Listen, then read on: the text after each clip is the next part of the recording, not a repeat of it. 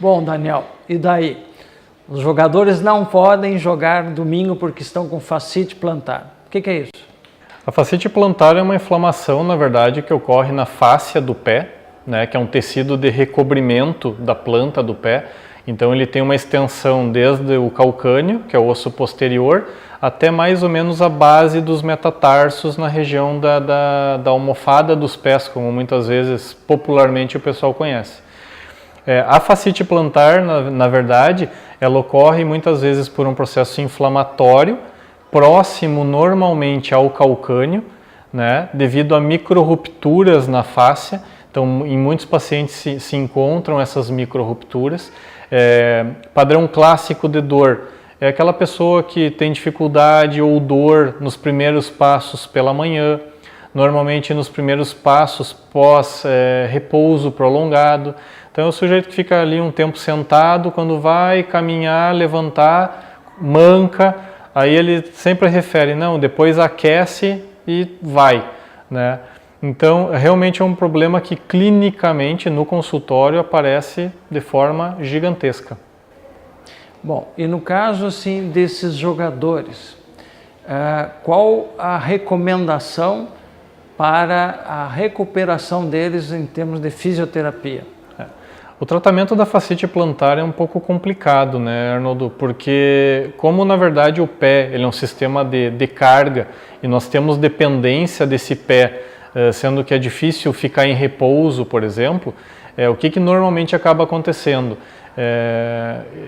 Essas pessoas, quando elas estão num processo de recuperação e são submetidas a traumatismos novamente no pé, normalmente esse processo ele começa a se tornar cada vez mais recidivante. Então esses microtraumas, essas rupturas na fáscia plantar, elas acabam não cicatrizando de forma, digamos assim, totalmente conclusiva. E aí o que acaba acontecendo? Esse processo reinflama, esse paciente segue no processo de dor e o tratamento ele é complicado porque ele teoricamente precisaria envolver a correção mecânica do fator que levou à fascite, né? É muito comum nós verificarmos que os pacientes que têm a fascite plantar, eles normalmente têm algum tipo de alteração do pé. Então existem, digamos assim, anormalidades do pé e inclusive anormalidades do sistema postural. É muito comum a gente, por exemplo, verificar que esses pacientes têm anormalidades, né, a nível de panturrilha, a nível de cadeia posterior de perna, o que acaba fazendo com que gere um aumento de tensão a nível do calcâneo. E se a gente pensar que a panturrilha se insere no calcâneo e a fáscia plantar se insere no calcâneo, nós temos ali um jogo de alavancas, na verdade. Então a tensão de uma depende muitas vezes da tensão da outra, né? É muito comum verificar que os pacientes que acabam gerando mais processo de fascite são os pacientes que têm uma maior dificuldade de fazer ou de ter um processo de arco podal correto, né? Então são pacientes que muitas vezes têm um mecanismo de pronação do pé, de médio pé alterado, né? Tem alterações a nível de hálux e por aí vai, né? Normalmente é por estresse mecânico mesmo. Joanete. O joanete ele tem várias causas, né? O que a gente costuma ver, tem aquele joanete que muitas vezes é causado por patologias já pré-existentes, então uma artrite reumatoide, por exemplo, que vai gerando deformação. Hereditariedade é citado muito na literatura como causador de joanete. E uma coisa que é muito comum, o joanete na verdade ele é o nome popular do hálux valgo.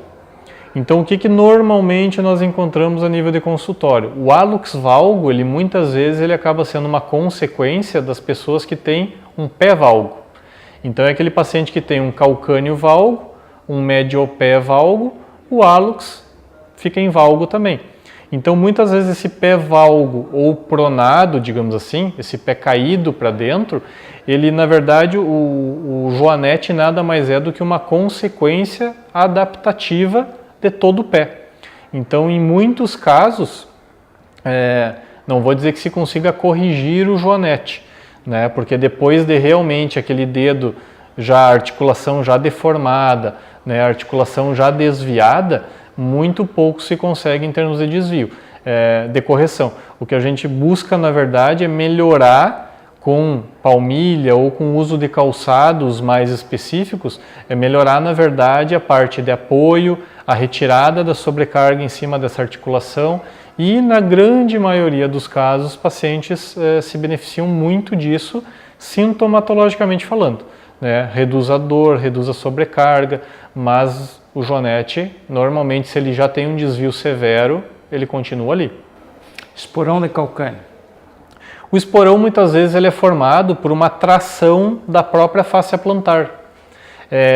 O que a gente via antigamente é que a dor calcânea que as pessoas tinham no próprio calcanhar, na parte posterior, no arco do pé, se referia muito em relação ao esporão calcâneo. O que se verifica hoje é que muitos pacientes que têm esporão calcâneo são assintomáticos.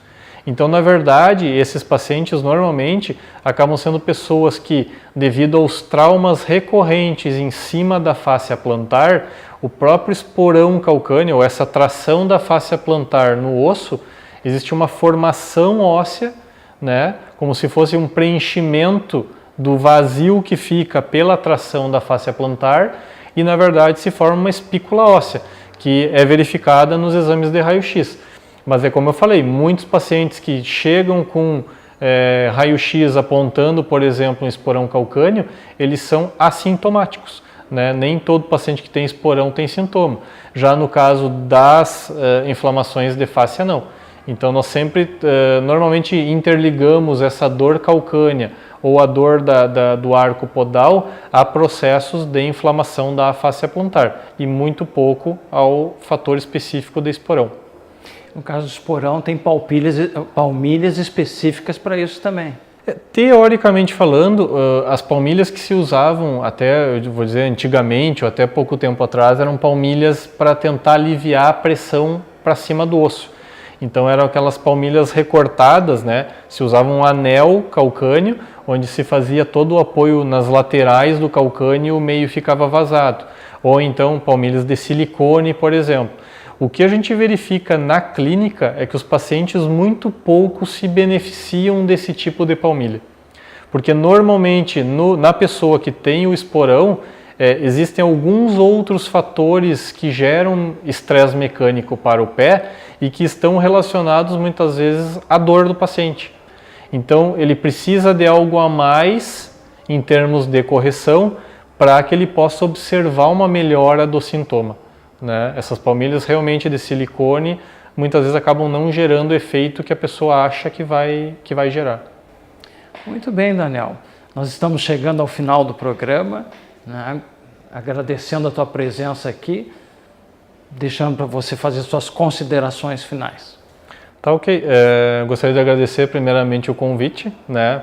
Até para tirar algumas dúvidas, que eu sempre digo que normalmente são as mais comuns em termos de consultório, e falar para o público em geral que sempre que forem praticar alguma atividade física, começar algum esporte, começar a correr, né, ou que forem modificar, digamos assim, o tipo ou a intensidade ou o volume de carga de treinamento, que sempre, assim como a maioria das pessoas faz uma avaliação cardiológica para saber se o sistema cardiorrespiratório vai suportar, eu gostaria de salientar que a parte ortopédica também é muito importante, né? Então consulte um ortopedista, consulte um fisioterapeuta para fazer uma avaliação cinético-funcional, para realmente tentar evidenciar se algum problema mecânico pré-existente não pode depois se tornar uma dor de cabeça ainda maior, porque, né, uma série de problemas podem ocorrer em função dessas pequenas alterações, sejam de pé, de joelho, de quadril, de coluna, que enfim, temos como prevenir. Muito bem, então chegamos ao final de mais um programa Conversando com o Cardiologista, hoje com a presença do fisioterapeuta Daniel Bortoluzzi. Então, Daniel, muito obrigado, agradecemos a todos, até mais, até a próxima semana.